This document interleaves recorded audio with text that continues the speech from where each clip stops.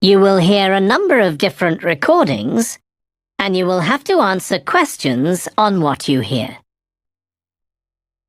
There will be time for you to read the instructions and questions, and you will have a chance to check your work. All the recordings will be played once only. The test is in 4 sections. At the end of the test, you will be given 10 minutes to transfer your answers to an answer sheet. Now turn to Section 1.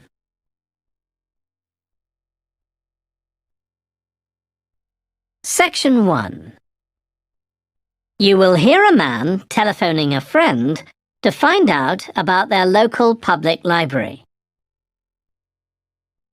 First, you have some time to look at questions 1 to 4.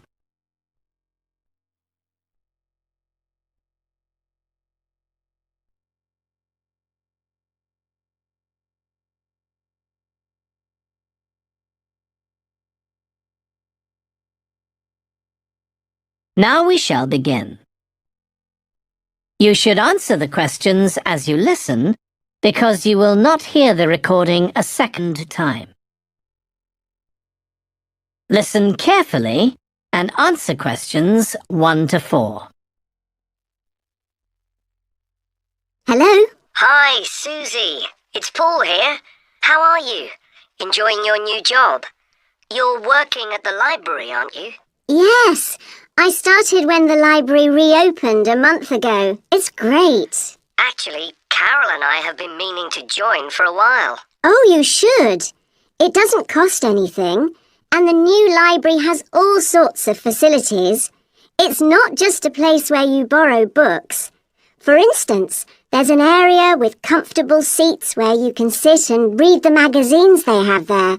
Some people spend the whole morning there. Wish I had that amount of time to spend. Yes, you must be pretty busy at present, with the children and everything. We are, yes. But we're hoping to get away this summer. We're thinking of going to Greece. Well, we've got a much larger section of the library devoted to travel books now, so you should come and have a look. I can't remember if there's anything specifically on Greece, but I should think so. OK. Now, Carol's organising a project for the history class she teaches at school. It's about life in the town 100 years ago. Do you have anything that might be useful? Yes. Actually, we've now got a new section with materials on the history of the town and surrounding region. Right. I'll tell her. You can't always find that sort of thing on the internet. Now, in the old library, there used to be a separate room with reference books. It was a really nice, quiet room.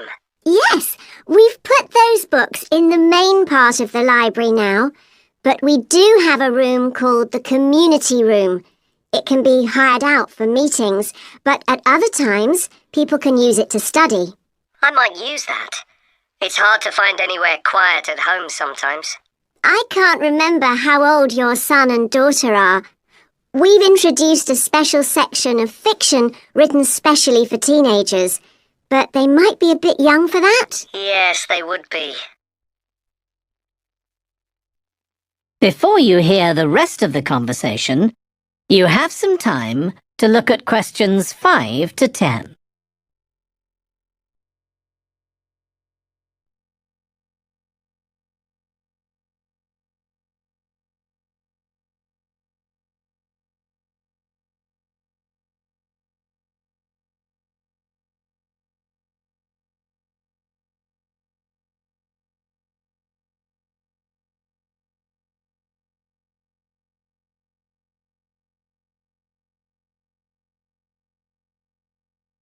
Now listen and answer questions 5 to 10. Well, we do have lots of activities for younger children. Yes? For example, we have a science club.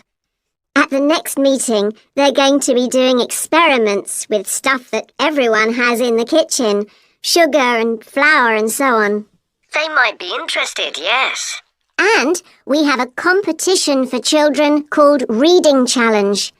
That doesn't begin until after the end of term. They have to read 6 books, and they get a certificate if they manage it. So that gives them something to do while they're on holiday, instead of getting bored. That's the idea. And there's special activities for adults too. On Friday, we have a local author called Tanya Streep, who's going to be talking about her new novel. It's called Catch the Mouse, and she based the story on a crime that actually took place here years ago. Right. We're not free on Friday, but I'll look out for the book. Now, this probably isn't for you, but we do have IT support available for members. We get quite a few older people coming along who are wanting to get up to speed with computer technology. It's on Tuesday mornings. They don't need to make an appointment or anything. They just turn up. Well, my mother might be interested. I'll let her know. OK. And there's another service which you wouldn't expect from a library, which is a free medical checkup. The hospital arranges for someone to come along and measure the level of sugar in your blood, and they check cholesterol levels at the same time. Really? Yes, but that's only for the over 60s, so you wouldn't qualify. OK. Well, I'll tell my mother. She might be interested. What other information? Well, we do have a little shop with things like wall charts and greetings cards, and also stamps, so you can post the cards straight away, which is really useful. Yeah. Well, I'll bring the children round at the weekend and we'll join. Oh, one more thing. I'll be bringing the car. Is there parking available? Yes, and it's free in the evening and at weekends. Perfect. Well, thanks, Susie. See you soon. That is the end of section 1. You now have half a minute to check your answers.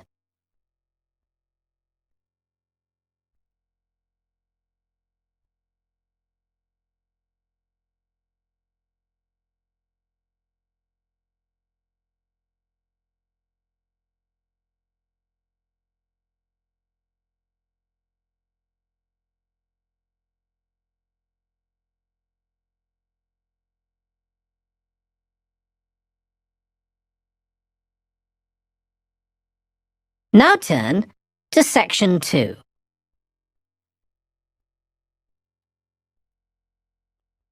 Section 2. You will hear part of a training session for new employees at a large travel company.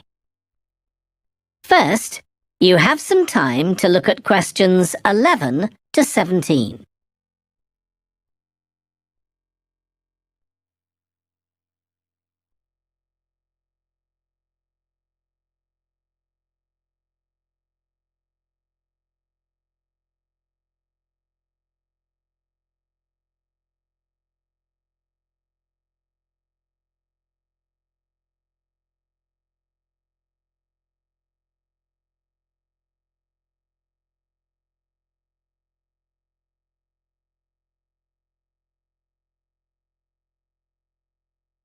Now listen carefully and answer questions 11 to 17.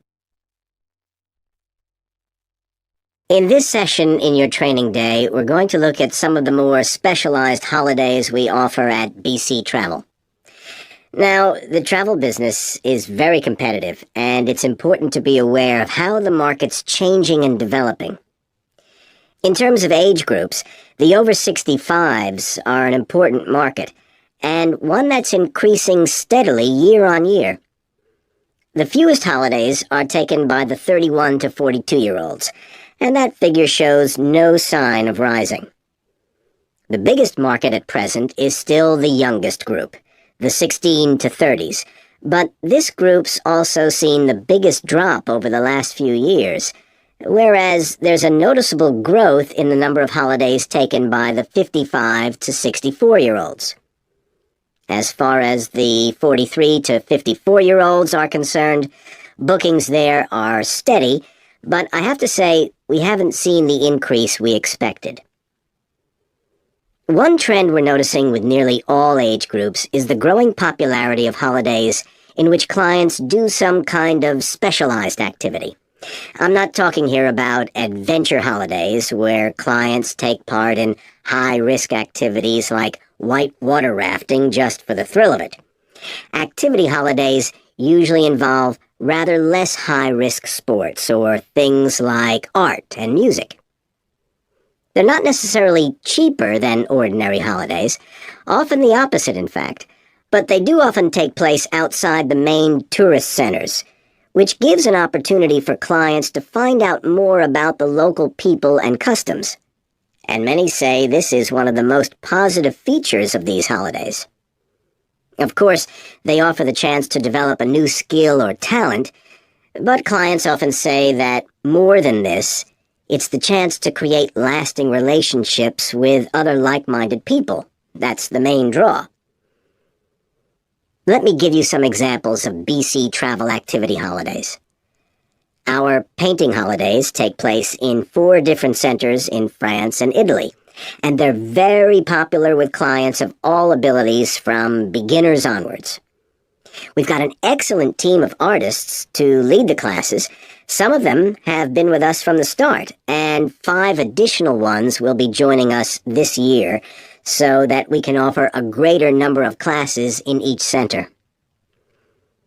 As far as cooking holidays are concerned, I know a lot of agents offer holidays where clients cook recipes related to one particular country, usually the one they're staying in, but we focus on dishes from a great many different ones.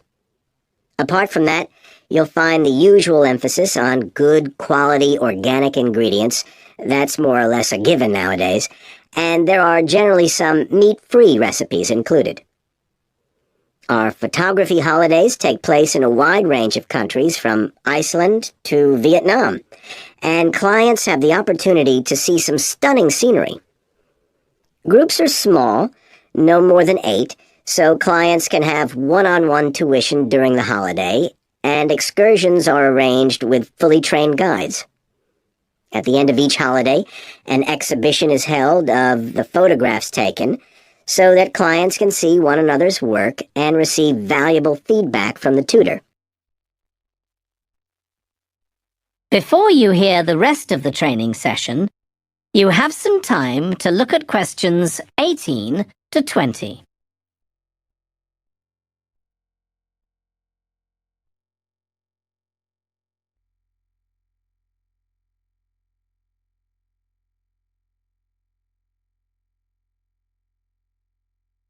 Now listen and answer questions 18 to 20. Finally, let me tell you about our fitness holidays. In Ireland and Italy, we run 1-week general fitness classes for all ages and levels of fitness. Clients start the course with a consultation with a trainer, and together they draw up an individual program. As well as improving general fitness, clients find that they end up losing much of the stress they've built up in their daily lives. In Greece, we have a 2-week holiday for clients who want to do something about their weight. This has all the features you'd expect, like a personalized diet program, but one of its most popular features is that the exercise classes are all held on the beach. People say it's far preferable to being in a gym. Finally, we offer several holidays in Morocco. One very popular one is the mountain biking holiday. Bikes are provided, and there are different routes according to people's ability. We offer one which is tailored to the needs of families, which is particularly popular. Okay, so that's about all the time I have today, so thank you very much. That is the end of section 2. You now have half a minute to check your answers.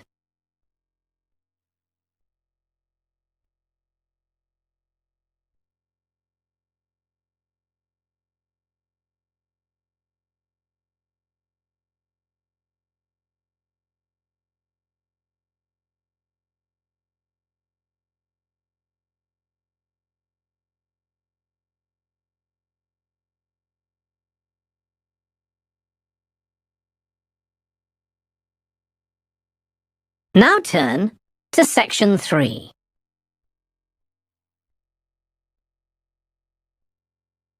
Section 3. You will hear two tourism students called Natalie and Dave talking about the tourism case study they are doing. First, you have some time to look at questions 21 to 26.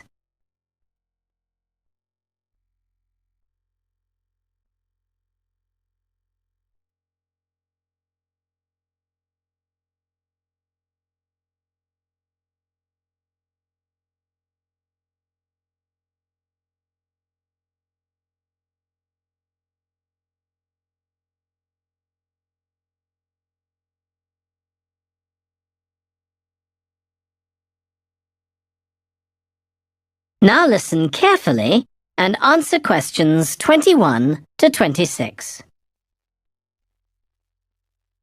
Dave, I'm worried about our case study. I've done a bit of reading, but I'm not sure what's involved in actually writing a case study. I missed the lecture where Dr. Baker talked us through it. Okay, well, it's quite straightforward. We've got our focus. That's tourism at the Horton Castle site. And you said you'd done some reading about it? Yes, I found some articles and made notes of the main points. Did you remember to keep a record of where you got the information from? Sure, I know what a pain it is when you forget that. Okay, so we can compare what we've read. Then we have to decide on a particular problem or need at our site. And then think about who we're going to interview to get more information. Okay, so who'd that be? The people who work there? And presumably some of the tourists too? Yes, both those groups. So we'll have to go to the site to do that, I suppose. But we might also do some of our interviewing away from the site. We could even contact some people here in the city, like administrators involved in overseeing tourism. Okay, so we'll need to think about our interview questions and fix times and places for the meetings. It's all going to take a lot of time. And if we can, we should ask our interviewees if they can bring along some numerical data that we can add to support our findings. And photographs? I think we have plenty of those already. But Dr. Baker also said we have to establish with our interviewees whether we can identify them in our case study or whether they want to be anonymous. Oh, I wouldn't have thought of that. Okay, once we've got all this information, I suppose we have to analyse it. Yes, put it all together and choose what's relevant to the problem we're focusing on, and analyse that carefully to find out if we can identify any trends or regularities there. That's the main thing at this stage, rather than concentrating on details or lots of facts. Okay, and then once we've analysed that, what next? Well, then we need to think about what we do with the data we've selected to make it as clear as possible to our readers. Things like graphs or tables or charts. Right. Then the case study itself is mostly quite standard. We begin by presenting the problem and giving some background, then go through the main sections. But the thing that surprised me is that in a normal report, we'd end with some suggestions to deal with the problem or need we identified. But in a case study, we end up with a question or a series of questions to our readers, and they decide what ought to be done. Oh, I hadn't realised that. Before you hear the rest of the discussion, you have some time to look at questions 27 to 30.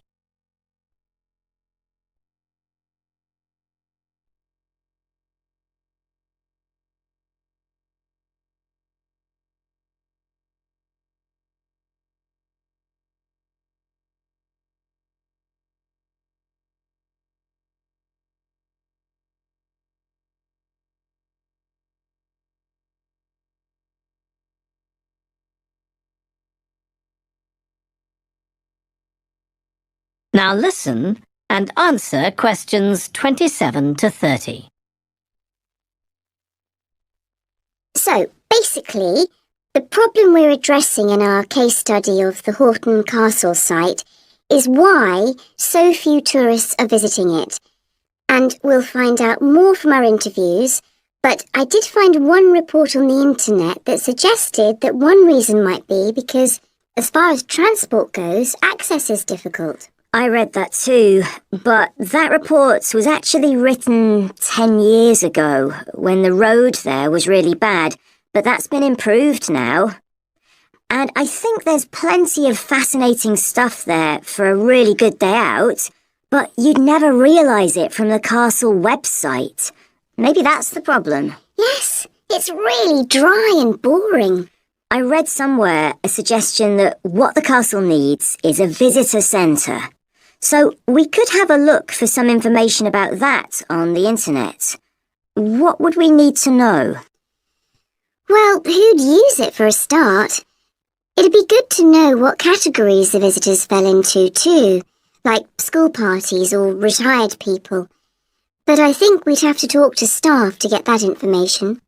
OK, and as we're thinking of suggesting a visitor centre, we'd also have to look at potential problems. I mean, obviously it wouldn't be cheap to set up. No, but it could be a really good investment. And as it's on a historical site, it'd need to get special planning permission, I expect. That might be hard. Right, especially as the only possible place for it would be at the entrance, and that's right in front of the castle. But it could be a good thing for the town of Horton. At present, it's a bit of a ghost town. Once they've left school and got any skills or qualifications, the young people all get out as fast as they can to get jobs in the city, and the only people left are children and those who've retired. Right. Something else we could investigate would be the potential damage that tourists might cause to the castle site. I mean, their environmental impact. At present, the tourists can just wander around wherever they want. But if numbers increase, there might have to be some restrictions, like sticking to marked ways. And there'd need to be guides and wardens around to make sure these are enforced. Yes, we could look at that too. OK, well, we certainly managed. That is the end of section 3. You now have half a minute to check your answers.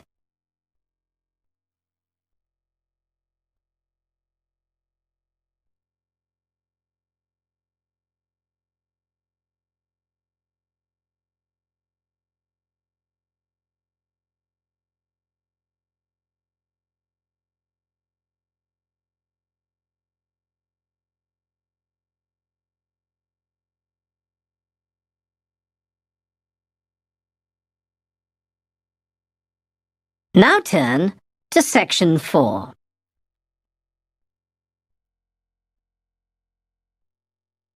Section 4. You will hear a lecturer on an environmental studies course discussing how birds are affected by environmental change. First, you have some time to look at questions 31 to 40.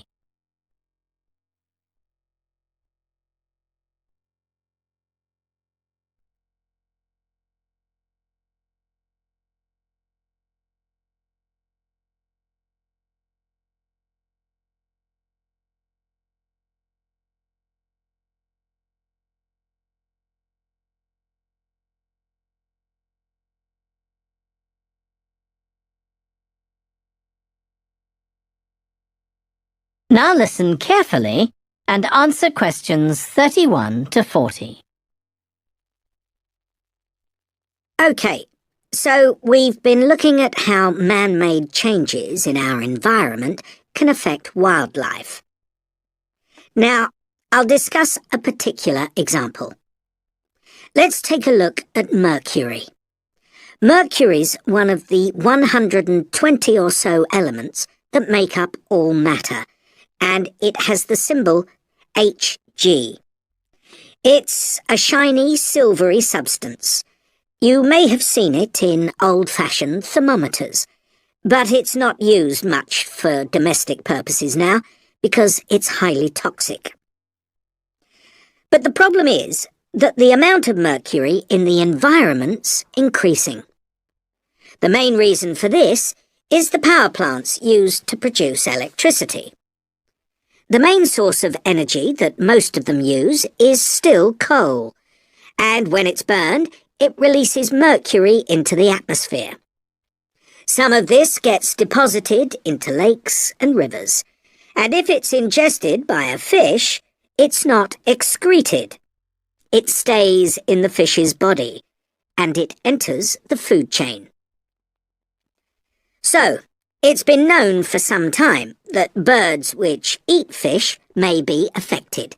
But what wasn't known until quite recently is that those that eat insects can also be affected. So, a woman called Claire Varian Ramos is doing some research on how this is affecting birds. And rather than looking at how many birds are actually killed by mercury poisoning, she's looking for more subtle sub-effects. And these may be to do with the behaviour of the birds, or with the effect of mercury on the way their brain works. So, whether it leads to problems with memory, for example. And she's particularly focusing on the effects of mercury on bird song. Now, the process of song learning happens at a particular stage in the bird's development. And what you may not know is that a young bird seems to acquire this skill by listening to the songs produced by its father, rather than by any other bird. And Varian Ramos has already found in her research that if young male birds are exposed to mercury, if they eat food contaminated with mercury, then the songs they produce aren't as complex as those produced by other birds. So, quite low-level exposure to mercury is likely to have an impact on male birds in a natural situation because it can mean that they're less attractive to female birds, and so it can affect their chances of reproduction.